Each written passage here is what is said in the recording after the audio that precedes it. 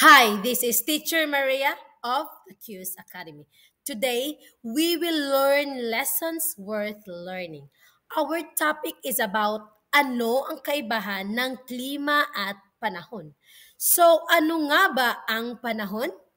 Ang panahon ay ang kondisyon ng atmosfera sa isang partikular na lugar sa loob ng maikling panahon. Ito ay nagbabago araw-araw o oras-oras. So, if the weather or panahon ay nagbabago araw-araw, oras-oras, ito ay tumutukoy sa panahon lamang. Ang panahon ay tumutukoy sa panandaliang kondisyon ng atmosfera sa isang particular na lugar sa isang takdang oras. So, kasama dito ang iba't ibang elemento na maaaring magbago bawat minuto o oras. Mga elemento ng panahon, temperatura. Like for example, mainit, maginaw. Ngayon, mainit. Mamaya, maginaw. So that is the element of panahon. Precipitation, like pag-ulan. Ngayon, hindi umulan, mamaya uulan. So that is panahon. Or mahangin ngayon, mamaya hindi. Or ngayon hindi mahangin, mamaya mahangin. Or humidity, yung halumigmig. At ang air pressure or presyon ng hangin, like malakas ba ang hangin or hindi. Pahabagat o yes. Amihan o habagat, hangin, presyon ng hangin. So, mga karagdagang mga halimbawa ng panahon, mayroon tayong maaraw na panahon na mayroon tayong malinaw na kalangitan at direktang sikat ng araw, like sunny or maaraw, maulap or cloudy. Maraming ulap or makapal ang ulap sa langit at madalas hindi kita ang araw. Meron din tayong tinatawag na maulan or rainy. At meron tayong bagyo or stormy. Bagyo o bagyong panahon ay may malakas na hangin. Alam na natin yan, di ba? So ngayon, meron din tayong mahangin or windy. Nasabi ko na yan. At malamig na panahon or malamig na temperatura at mainit o hot temperature. Meron din tayong foggy. Like in the afternoon, foggy or mahapong na panahon ay may mababang visibility dahil sa makapal na ulap o hamog sa ibabaw ng lupa. So by the way, if you are new in this channel, don't forget to subscribe, like, and comment down below what will be our next topic. So let's talk about klima or climate. Ang klima or climate ay ang pangmatagalang kondisyon ng panahon sa isang lugar sa loob ng mahabang panahon. Ang panahon ay panandalian or weather. But kung sasabihin natin klima or climate, pangmatagalang kondisyon ng panahon, not just an hour or a day, but it takes months or years. Mayroon tayong uri ng klima sa Pilipinas, tag-ulan or rainy season, panahon ng maraming ulan or tag-ulan. No? Mayroon tayong mga buwan na maulan. Okay? At mayroon din tayong tinatawag na tag-init o tag-araw na tinatawag nating dry season or summer. Mainit at tuyo ang panahon kapag tag-init or tag-araw.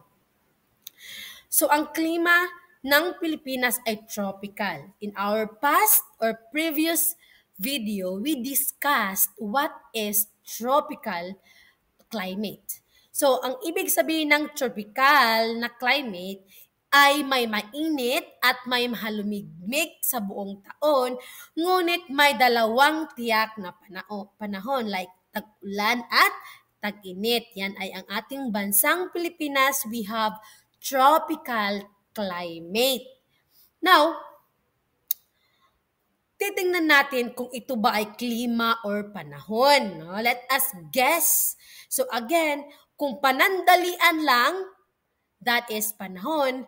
Pero kung mahabang panahon, that is klima or climate. So here, let us guess.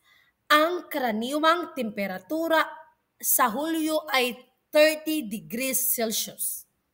Klima o panahon? Ano sa tingin ninyo? Tama! Yes! Ito ay klima. Dahil sa Hulyo mayroong 30 degrees Celsius ang temperatura. So, klima.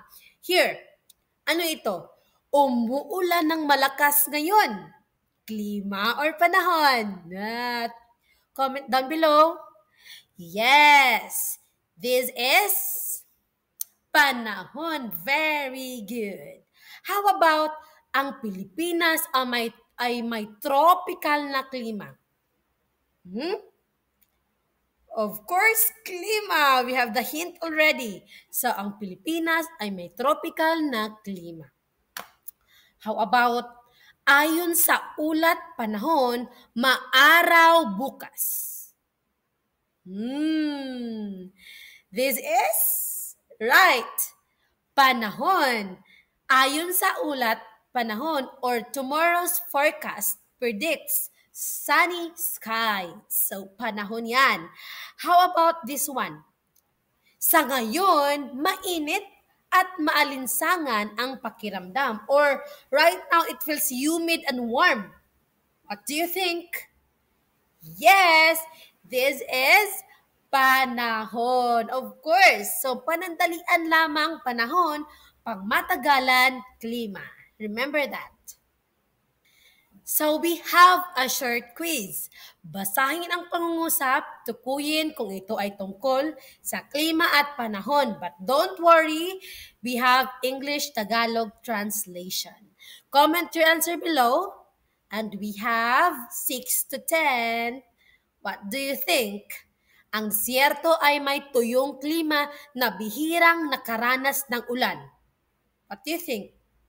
Okay, comment down below. And we have also answer key. Try to check your answer. So, my friends, both climate and weather, klima at panahon, are part of God's divine design for the earth. They show us that life is filled with seasons and changes. Just as we experience different weather patterns daily and long-term climate over time, God has control over all aspects of nature and just able to manage the shifts in climate and weather. He also governs the season of our lives. Yes, we can trust in Him during the storms of life, knowing that He is always in control and has a purpose for everything. Ecclesiastes 3:1, there is a time for everything and a season for every activity under the heavens. Just like the cycles of klima and panahon, our lives also go through different seasons, times of growth, change, and even challenges. However, we can trust that God's timing is perfect and He has ordained everything for a purpose. I hope you've learned something new today. Lessons worth learning. This is Teacher Maria of the Q's Academy. Don't forget to like, subscribe, click the notification bell, and comment down below what will be our next topic. And of course, yes, remember to share this to your friends. Thank you. Bye-bye.